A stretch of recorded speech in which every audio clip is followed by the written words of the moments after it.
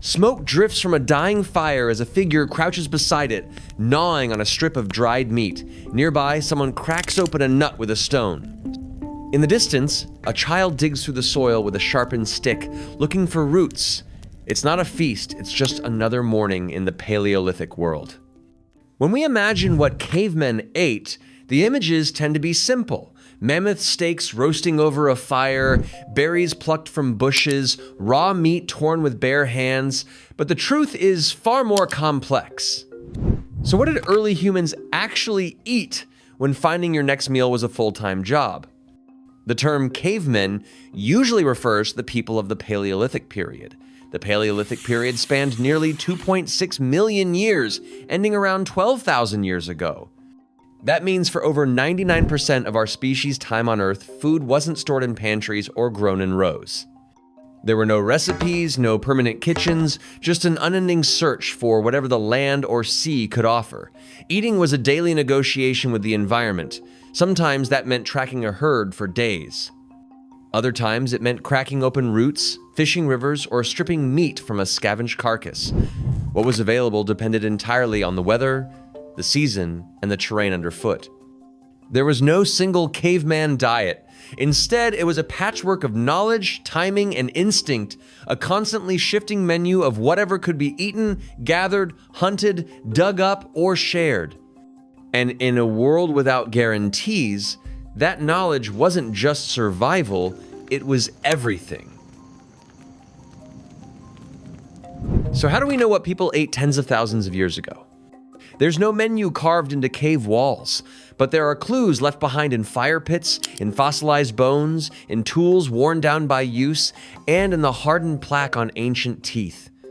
Archaeology doesn't just uncover objects, it reveals habits, patterns, and leftovers. At dig sites across Africa, Europe, Asia, and the Americas, researchers have found butchered animal bones with cut marks from stone tools, fire-blackened hearths with charred seeds and cracked nutshells, grinding stones with microscopic starch grains embedded in the surface. And in some of the most telling finds, fossilized feces, known as coprolites, scientists have identified traces of meat fibers, plant matter, and even parasites, all preserved by time. Dental calculus ancient tartar hardened on teeth has also become an unexpected time capsule. Trapped inside it are tiny fragments of food, pollen, and even medicinal plants. It tells us not only what people ate, but how varied and often nutritious their diets really were. And beyond the artifacts themselves, we look to hunter-gatherer societies that still exist in parts of the world today. While they're not living fossils, they do offer insight into how humans might have once balanced their diets, navigated seasons, and passed down knowledge about what to eat and what not to. These pieces don't form a single clear picture, but together they tell a story, one meal at a time. There was no universal Paleolithic diet. What people ate in Ice Age Europe wasn't the same as what people ate in the grasslands of Africa or the rainforests of Southeast Asia. Geography shaped everything.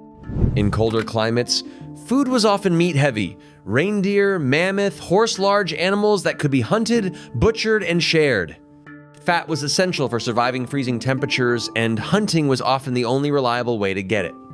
In these regions, archaeological sites reveal layers of burned bone, stacked one on top of another, where fires had been fed with marrow-rich leftovers. But travel a few thousand miles and a few degrees warmer, and the plate changes. Along coasts and rivers, seafood takes center stage. Fish hooks, carved from bone, nets made from plant fibers, and piles of oyster shells mark where communities lived off the tides. In tropical zones where plants grew year-round, diets leaned toward fruits, roots, nuts, and greens. The forest was a kind of living pantry if you knew what to look for. Some groups ate insects, others fermented fruit, some boiled leafy greens in bark-lined pits, while others dried meat on wooden racks under the sun. What people ate wasn't about preference. It was about what worked, and over thousands of years, each group figured out what worked best where they were. Food was knowledge, and knowledge was survival. The Paleolithic day didn't begin with breakfast in any modern sense. There was no fixed menu, no bowl of anything waiting on the table. What people ate in the morning depended on what was left from the night before or what could be gathered quickly. A scrap of dried meat, a handful of nuts, tubers buried in the dirt and roasted in the ashes of last night's fire. In some groups, early risers might chew bitter roots to wake the senses, or sip water from a gourd carried back from the river. Eating was immediate, practical, and usually quiet. As the sun climbed higher, food became the focus of the day's work. Midday was for foraging, hunting, fishing, whatever the environment offered. Some would set out with digging sticks to pry up bulbs or tubers. Others waded into shallow water, spears in hand. Children might climb trees to reach fruit or help gather insects hidden under bark. The work was collective. The knowledge, what to eat, where it grew, how to get it was shared by everyone. Food wasn't just collected, it was processed. Plants were crushed, pounded, soaked, or peeled. Shellfish had to be cracked open. Bones were split to reach the marrow. Tools were used not just to kill, but to prepare. Midday meals were often informal, bites taken during the task itself, a mouthful of berries while gathering, a strip of dried fish while weaving a net. Evening was the heart of it all. When people returned to camp, they brought back what they'd found. If the hunt was successful, the smell of meat would fill the air, fires would be stoked, ash scraped back, meat grilled on sticks or placed directly on coals. Some would work silently, others would talk. Meals were eaten together hot or cold, fresh or left over. And in the flickering firelight, stories were told, tools were mended, and plans for tomorrow were made. Food wasn't just nourishment, it was the rhythm that shaped every day. Meat was valuable, but not guaranteed. It was heavy with fat, rich in calories, and difficult to get, and because of that, it held a special place in Paleolithic life. Early humans didn't always start as hunters. The earliest evidence suggests they were scavengers first, watching, waiting, and moving in after larger predators had already fed. At sites like Olduvai Gorge in Tanzania, 2-million-year-old bones show cut marks layered over animal tooth grooves, suggesting humans arrived late to the feast. But over time, that changed. By 500,000 years ago, there's clear evidence of active hunting. In Boxgrove, England, a horse shoulder blade bears a spear wound clean, deliberate, lethal. In Schöningen, Germany, wooden spears over 6 feet long were found beside butchered animal remains. These weren't crude tools. They were balanced for throwing, sanded, shaped, and likely used in coordinated group hunts. Large game like deer, bison, or even mammoth provided not just meat, but marrow, fat, hides, and bones. Every part was used, but hunting came with risk and uncertainty. You might track a herd for days and return empty-handed. That's why small animals mattered too. Birds, lizards, rodents, frogs. Fast, accessible, often overlooked but essential. In coastal regions, fish and shellfish were staples. Middens, heaps of discarded shells mark ancient seafood feasts that stretched back tens of thousands of years. Insects too were part of the diet. Locusts, termites, larvae, all calorie-rich, easy to gather, and often eaten raw or roasted.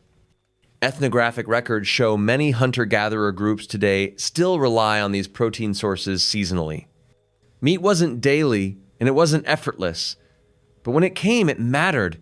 It meant warmth, strength, sharing, and sometimes survival through the leanest months. If meat was the prize, plants were the foundation. For all the drama of the hunt, the more reliable calories often came from roots and leaves, nuts and seeds, fruits hanging low in the brush, or bitter greens dug from damp soil. These weren't last resorts. They were staples. Archaeological evidence shows Paleolithic diets included a wide range of wild plants, far more than most modern diets contain today. Dental plaque from 40,000-year-old teeth has revealed microscopic remains of starchy grains, wild legumes, tubers, even medicinal herbs. In some places, bits of pollen and plant fibers are still embedded in ancient chewing gum clumps of birch tar once softened in the mouth like resin. Different environments offer different opportunities. In wooded areas, nuts like hazelnuts, acorns, and walnuts were gathered and sometimes roasted.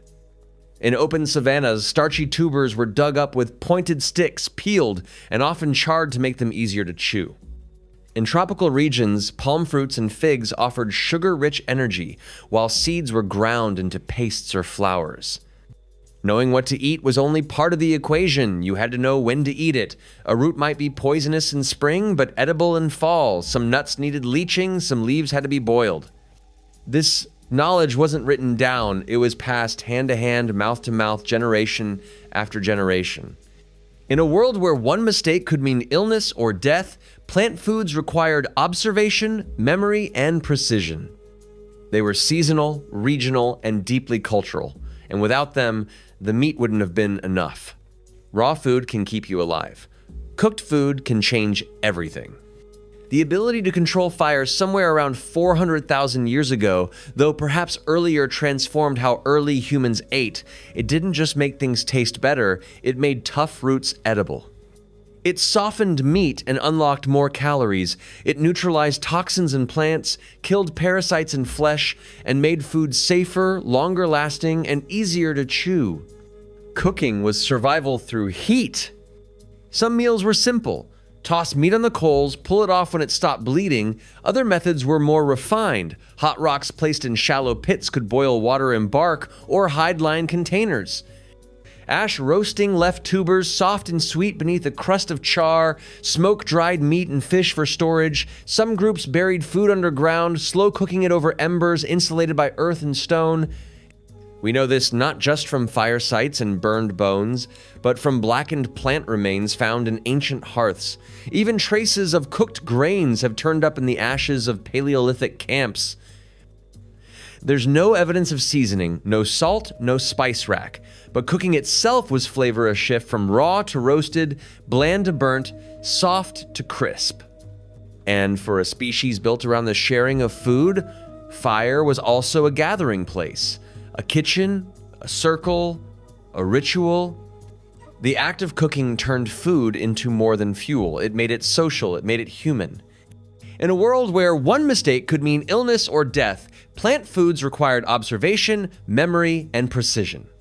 They were seasonal, regional, and deeply cultural, and without them, the meat wouldn't have been enough. Finding food was only the beginning. Getting it home and making it edible was something else entirely. Not every Paleolithic tool was a weapon. Many were built for gathering, preparing, or carrying food. Digging sticks, shaped and fire-hardened at the tip, were used to pry tubers from the earth. Woven baskets, likely made from plant fibers, carried nuts, fruits, and small animals. Hide bags stitched with bone needles held dried meat or foraged greens. Most of these items don't survive in the archaeological record. Wood rots, fiber decays, but their absence is telling because what we do find, stone weights from netting, grooved bones from stripping bark, microscopic wear patterns on tools, suggests a wide range of practical, daily use technology that supported the constant work of eating. Grinding stones turn up with plant residue embedded in their surfaces, worn smooth by years of motion. In some regions, women used flat stones and pestles to crush seeds into paste, flour, or meal. Others used pounding tools to tenderize meat or crack bones for the fat-rich marrow inside. Even transportation was strategic. Foraging trips weren't aimless walks, they were targeted missions. People knew where food grew and how long it would last once picked. In hotter climates, shade mattered. In colder ones, you kept things frozen. Sometimes meat was cached in trees to keep it safe from scavengers or hidden in snowbanks for later. Behind every bite was labor, not just the hunt, but the hauling, the prepping, the watching, the waiting, a constant choreography of effort and attention. Food wasn't just fuel, it was how Paleolithic people connected with each other, with the land, and with something larger than survival. Eating was social. Even when food was scarce, it was often shared. A successful hunt wasn't a private reward, it was a public moment. Meat was divided, passed around, sometimes cooked in large communal fires. Charred bones found in massive hearth sites suggest gatherings that went beyond the family circle moments when entire bands came together to eat, talk, plan, and simply exist as a group. Food created bonds. Giving meant obligation. Receiving meant trust. Sharing wasn't just generous, it was strategic. It kept people alive in lean seasons. It made alliances stronger. It created memory. And sometimes, food crossed into the realm of ritual. At sites like Blombo's Cave in South Africa, archaeologists found traces of ochre mixed with animal fat possibly used as body paint or symbolic offering. Elsewhere, animal skulls were buried with care.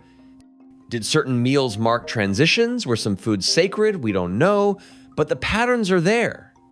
Even medicine, in its earliest form, was tied to what could be eaten.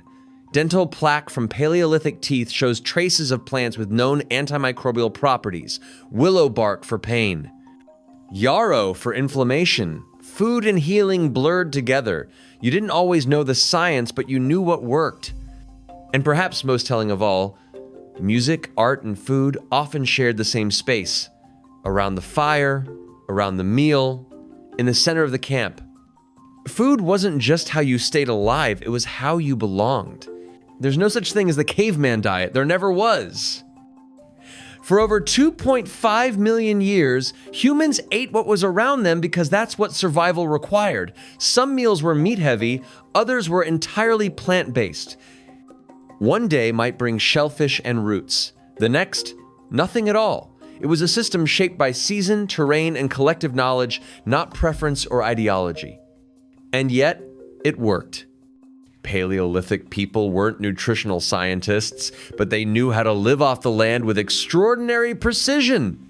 They could identify which seeds to grind, which plants to boil, which animals to follow, and which times of year brought which foods.